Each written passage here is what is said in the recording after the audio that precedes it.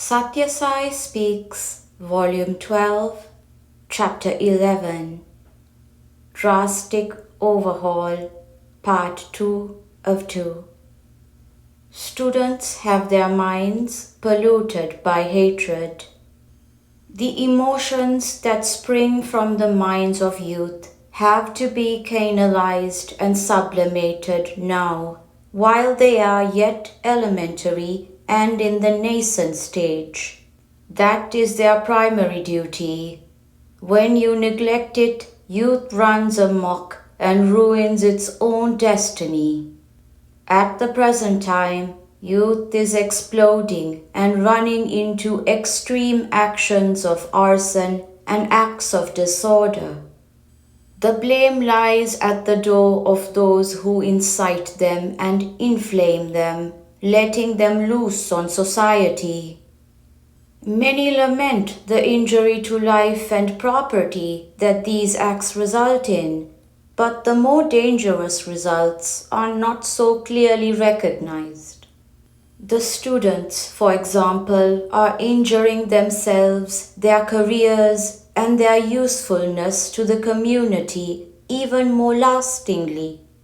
They waste a great deal of hard-earned money. They waste something that cannot be recovered later, namely time. They have their minds polluted by hatred. Politicians are to be blamed and avoided, for they inject hatred and prejudice in the minds of youth in order to use them as instruments for their own aggrandizement. Students must keep themselves away from them. Their first duty is to spend the time for study. After completing the present task of acquiring knowledge, they can take part in political activity and distinguish themselves as leaders and pleaders. Now they have to acquire skills, insight, balance, and spirit of service. They have to revere their parents, teachers, and the elders. They have to understand the ideals of their country's culture and learn to mold their daily lives in accordance with them. Students must learn discipline and reverence. Of course, the system requires drastic overhaul. For the sons and daughters of this land have to know the standards set by our scriptures and sacred texts, the story of the origin and development of our ancient culture, and the life-giving principles of law and justice that took root on this soil. Another point: young persons have to join school or college not merely for getting instruction in the classes or studying some books with the help of teachers. For if that were the sole purpose, they could as well sit in their own homes and the instruction can be imparted to them while they reside there. They have to join the institutions so that they may learn to live and move with persons of their age, but from different social and economic backgrounds, with different intellectual equipments and emotional peculiarities.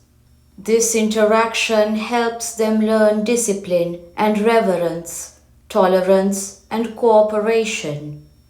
Some years at school and college will train them to react properly to society and to the outer world.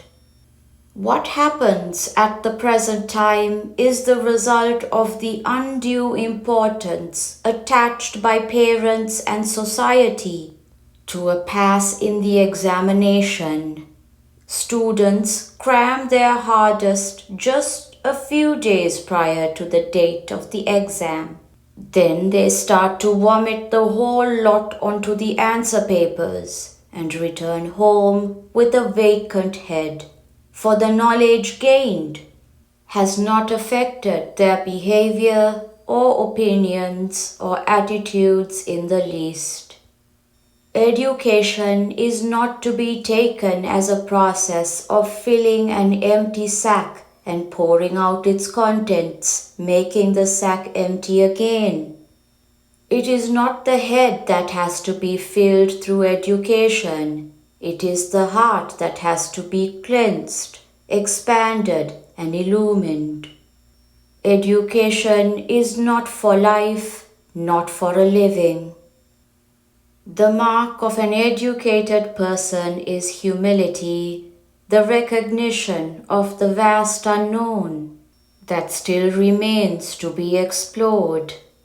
The educated man must realize that he has more obligations than privileges, more duties than fights. He has to serve the society amidst which he is placed and the heritage that has been handed down to him by his forefathers.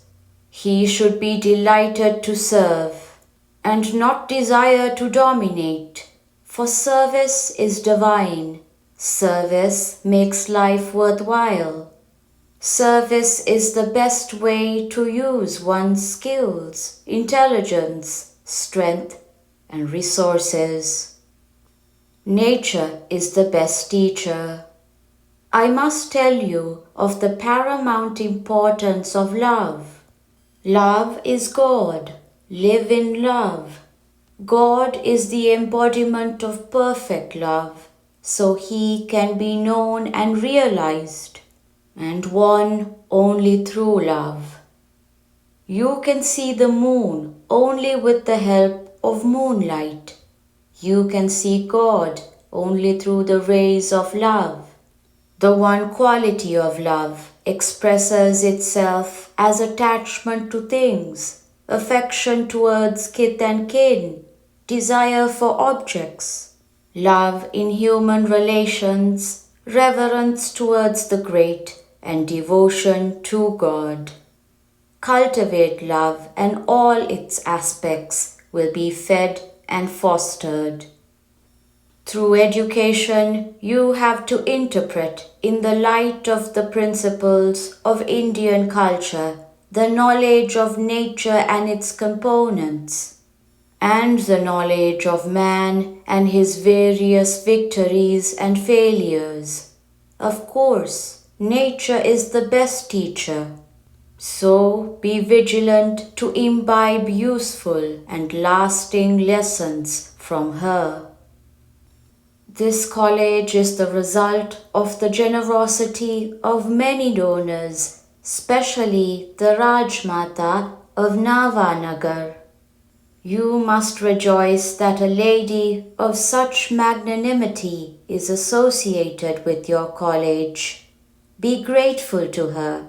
Show your gratitude by bringing into your daily lives the ideals of spiritual progress, moral elevation, and intellectual attainment which she holds before you.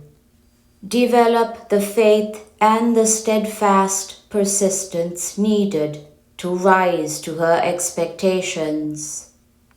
I bless this institution so that from its portals may emerge brilliant young persons ready and able to serve the motherland and to add luster to her glory. I love students and educational institutions very much. I bless that each one of you may reach high attainment in education and earn good marks, not bad remarks. Give your parents who have toiled long for your upkeep the happiness they are hoping for, and reward the Rajmata and other elders who are watching over your studies and upbringing with such great affection, presenting them the fame you earn by goodness and scholarship. End of Part 2 of 2. Rajkot, Gujarat, April 1st, 1973. We can be successful leaders only if we are disciplined followers, ones who do not merely issue commands to others, but instead set an example of service through our actions. Sri Sathya Sai Baba.